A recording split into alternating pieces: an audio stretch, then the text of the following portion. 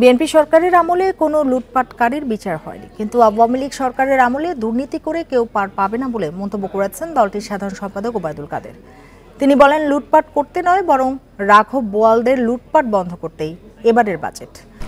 এই বাজেটটা করা হয়েছে রাঘব বোয়ালদের লুটপাট বন্ধ করার জন্য, লুটপাটের জন্য নয়। এই যে বিএনপি যে লুটপাটের রাজত্ব সৃষ্টি করেছিল এবং দেশকে ধ্বংসের দ্বার প্রান্তে নিয়ে গিয়েছিল, অন্ধকার গব্য থেকে শেখ হাসিনা এই দেশকে উদ্ধার করেছে।